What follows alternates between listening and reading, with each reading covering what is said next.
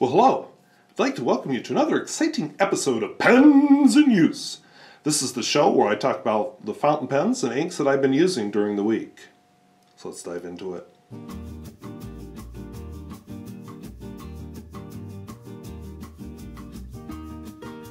If videos like this interest you, where I talk about fountain pens both new and old and at all price points, I would invite you to subscribe. If you'd like to comment on any of the pens you see today or any of the other topics that come up in this video, please feel free to leave a comment down below. So let's take a look at what I'm writing with. So from left to right, I showed this pen to you last week, so I cleaned it out and got it right into this week. This is a Kreuzer that was sent to me by a viewer, Nib Nerd. It's a German pen, apparently from the 80s. That's about all I know about it right now. But I'm learning the pen. When I actually review it, I'll learn more. My Parker Sonnet is inked up again. This is the one I purchased on my trip to Fargo that sadly was not filmed. Well, it was filmed, I just lost the footage. So there is a pen store in Fargo. It's Zanbros, and if you're in Fargo, check it out. I have my Senator matte gray and silver. I still don't know its official model, so I'm going with that. I just can't find much information about Senator, which is a shame because I have 5 Senator pens that I'll eventually be reviewing. This one is and I had my pronunciation corrected. I knew I was wrong when I was going Geha, but it's actually Geha, and boy is a German name that means boy, so I'm going out on a limb, especially from what I was reading, that this is a student pen. This green tip here, from further research, because I had just gotten that pen out and working last week. Hadn't really had time to research it, but from everything I understand, it is original equipment. And I just realized I put an empty pen here. I showed this one to you last week. This is the Boston. I don't know why it's here, because it should have been cleaned out, and me trying to fix the piston, but I apparently forgot all about that till just this instant. With this Boston pen, I had a viewer do quite a detailed response about this pen and a couple of the others, but one of the things he pointed out is he could find some Bostons that were made in the Netherlands. What I had read about this one is it was made for the Dutch market, so I don't know. We both found conflicting stories from the same seller. I wish I could find an official source on it, and so far I've not been able to. But I still like the pen if I can just get that piston working so it'll draw ink properly. So maybe it's just as well I left it in. This is a new pen to me. You're going to be seeing a lot of Parker, both new and old, in the next few weeks. This is a Parker Frontier. Now, back my early pen days, I went about 20 years where I owned 3 pens. Well, a lot of those years I only owned 1. I bought a Parker Jotter back when I was, a Parker Vector back when I was in 4th grade, about 10 years old. Somewhere in high school I bought a Cross Century to go with it. And then somewhere in my 20s I purchased a Parker Frontier. It didn't look quite like this one. I mean, it was the same shape, but it had a red and black plastic body, and it had a metal cap, and the nib was gold colored. Obviously still a steel nib. Next to it I have a Parker Jotter, which is one of the reviews I've batch filmed. I'm trying to get ahead on my reviews because I would like a full slate of reviews ready for when school starts so I can focus on other things then. A Vivapen. We had some discussion on this too. I noticed on the back of the package the word that there was a lot of Japanese writing, although it's made in the EU, so I'm wondering if it's a Japanese company and they manufacture the pen in the EU. I just don't know. So further research required. This review is a long ways out yet, so I'm still learning and just feeling the pen, because I like to run them through at least 2 fills before I review them. Let that newness wear off. And this is my Adlatus, which I can find nothing about that company so far. So let's see how these guys write. As always, I'll be using my Bomo art journal to record the writing samples. And I think it's worth pointing out, Nib Nerds, besides the Kreuzer, sent me several other ink samples. Some of them are Birmingham inks, and I just cannot get most Birmingham ink names into my head. I don't know why. There's nothing foreign about them, there's nothing difficult, I just can't get them in my head. So I keep my currently inked, if that's what you would call it, in this notebook. And so I'm going to refer to it so I remember what the heck these inks are. So I'm going to start with my Kreuzer. This is a fairly plain pen. It looks just like one of the felt tip markers you might pick up just at random. Nothing too special. You uncap it. Again, nothing super exciting. A little bit of texturing on the grip section.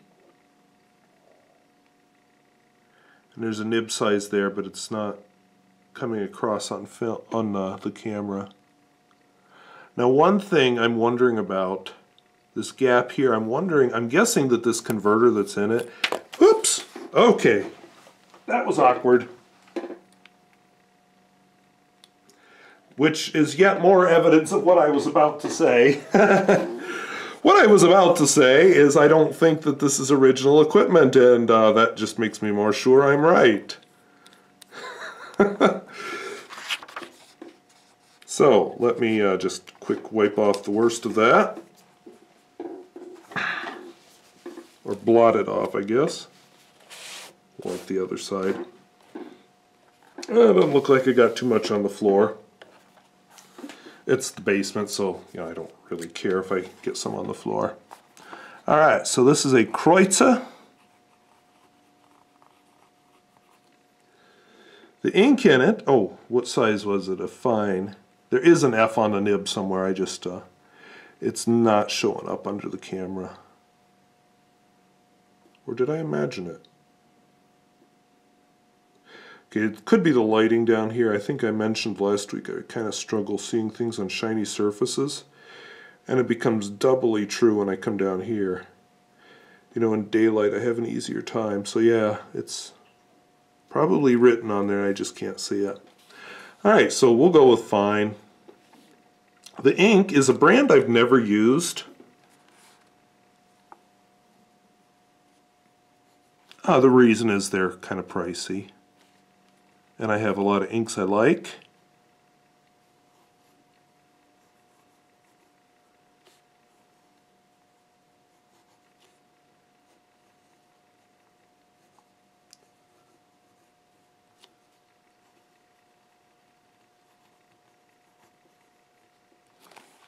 So I was writing my thank you letter for all of this today. Yes, nothing like putting it off. And I happened to notice when I smelled the nib, it's kind of a nice smelling ink. And it kind of reminded me, funny thing, of the Olean Library in New York State. Now I'm not talking the old one, which is what sailor inks make me picture. This one reminded me of the new one. I don't know what that means. The old one was in an old house that's, I think it's now a restaurant. I haven't been in Olean in years. Then they built a new library that's a more modern one-story building. And I always, I always notice smells. I'm weird that way. I should just stop. But anyway, I put the nib up to my nose and smell it. Yeah. And then I thought, well, is it the pen or the ink? So then I opened up the sample bottle, held it up to my nose, and I must have, anyway, I ended up planting the ink bottle on my nose and splashed a little on my face. So I've had a little bit of a face wash before I filmed this video because I had green all over my nose and running down right here. So yeah, I'm weird, and I can just imagine if somebody would have knocked right then. How do I explain that? Alright, this next pen is the pen I purchased in Fargo, and is the reason you're going to be seeing so many Parker pens popping up in my reviews for the next few weeks. Well, I should say filmed in the next few weeks. The reviews themselves may get scattered around. I filmed 2 Parker videos today, but I was really impressed by this pen. I've looked at it for years, but somehow Parkers just don't excite me. They didn't. And then I bought this one, and all of a sudden, boop! Let's go review a bunch of Parkers. So I have a bunch of vintage and new ones that I'll be reviewing. The ink here is another one that, same brand, has the same smell. It's even stronger in this one. Mandarin orange.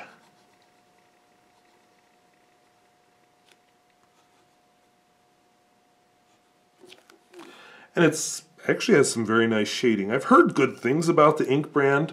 Like I said, I've just never used it. Now one thing I'm noticing with this pen, it's sold with a gold nib version. Apparently the gold nib version, this would be gold colored. The grip section is gold colored. And from the photos I've seen, it doesn't have the black dot there. But when I've looked at photos of this pen, the stainless steel version, I'm not seeing the black dot there either.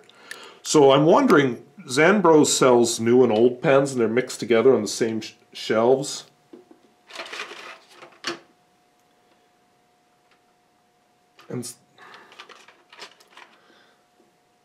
And somebody pulled his usual trick of forgetting to turn on the microphone. So I'm wondering if this is an older model. I don't know. I've also noticed that the fletching, the feather part of the arrow, is a bit different in the pictures I've seen of the Parker Sonnet. So again, I don't know. I think Parker mostly does incremental small improvements. This is one of the reviews I did today. I can't remember if it's the one I uploaded.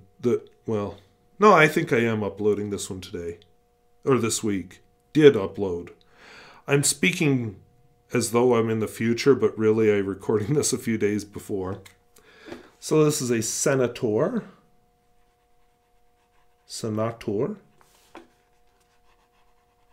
Matte gray and black. We'll go with a fine nib. The ink in it is Aurora black, which is a very nice black. I had the idea talking to somebody last week in the comments that maybe every time I run out a bottle of black ink, I should try a new brand. There's something to that. You know, I enjoy my Lamy black. I enjoyed Noodler's black. I'm rediscovering Quink black, so maybe I should just switch every time. This was quite a lot of fun last week. The Geha boy. Can't go all Western anymore now that I've heard it pronounced correctly. A few people were quite taken with this button here. I don't know if I'll manage to do it on video, but I am looking forward to trying out this button too. Somehow this button releases a reserve of ink. I'm not sure if I slide it, if I push it, or what, but when I get to that point, I'll find out. Maybe you'll find out with me, maybe you won't, we'll see. Steel nib, but a surprising amount of flex. There was also some discussion about the color of this ink. This is Parker Quink Blue. It's the washable blue. Kind of an not everyone's favorite ink at all. I bought it mostly for the memories, but it shows up as very neon blue on this camcorder. And then, depending on who was commenting, it looked very neon blue on their monitor, or it looked like a very intense dark blue. There must be something about this color and screens that makes it react differently. I thought on my Apple screen it looked perfectly normal, but, you know... A little mystery.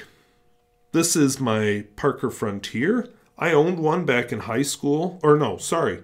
In my 20s, I bought one in Walmart, of all places. The one I bought in Walmart, the barrel here was red and black, kind of a mottled plastic. It was I want to say it was a metal cap.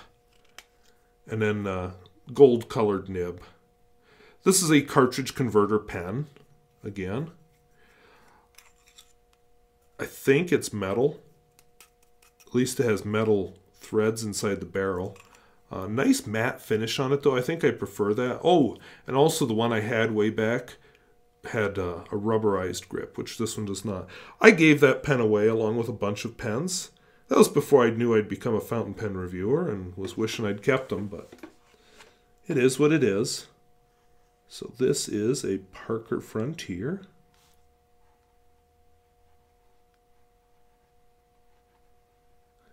I wish this could be in the current batch of reviews, but I feel like it's been so long since I used it that it needs to go through a few fills. It's a fine. I always found Parker fines to be not particularly fine. I mean, do you see a difference between the medium and the fine? And actually, one of the things I was thinking about today, I may be feeling stupid about buying this because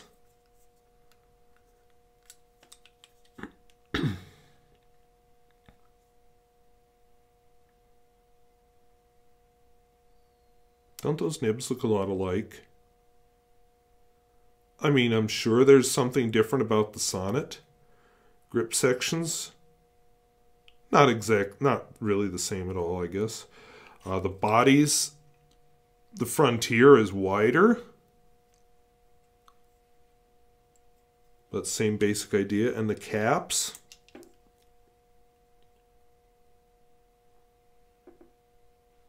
so is the Parker Sonnet just a Parker Frontier in a fancy dress?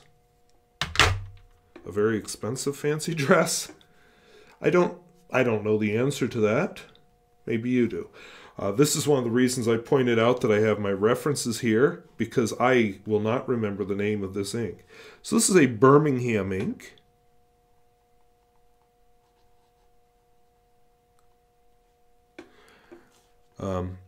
Again, this one, there must be something to it, because on the camcorder, this one is showing up as not quite as neon as the Quink, but definitely neonish, and it's a dark blue right in front of me. So it's a Birmingham Cathedral of Learning,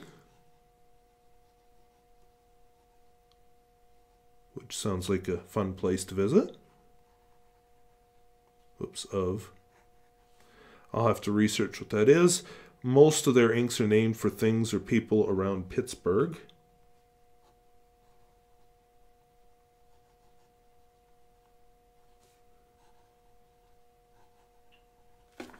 Panther blue.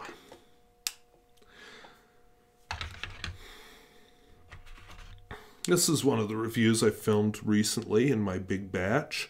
This is a Parker Jotter fountain pen, much like the Parker Jotter ballpoint, which is my favorite model of ballpoint, because I like how they write. Yeah, I'm not anti-ballpoint, I just don't review them on my channel.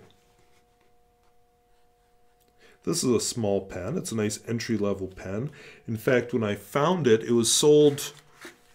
It was on the same shelves as a bunch of Pilot Metropolitans. They were all around the same price, if that gives you any idea. So I had to buy this one and support Parker. I like it when these big manufacturers remember the entry-level market, because that's how you get new customers.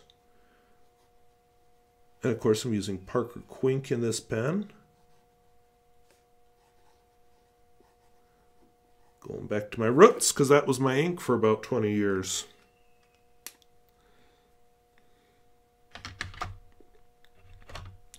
I have my Vivapen.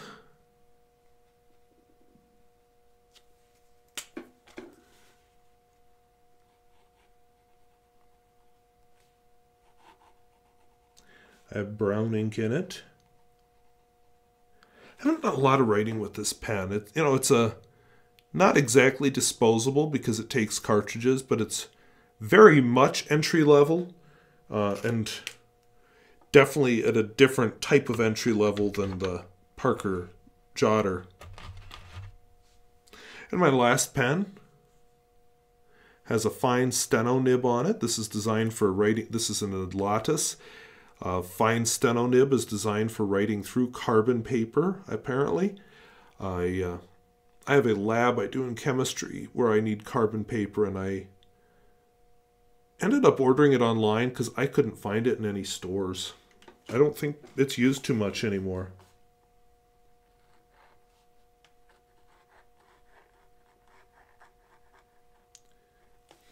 So this is an Adlatus 302.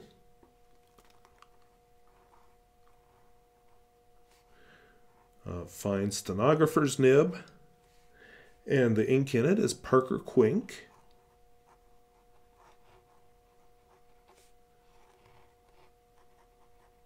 And that's actually a rather attractive color. And at least on my camcorder, it's copying true. Parker Quink blue-black.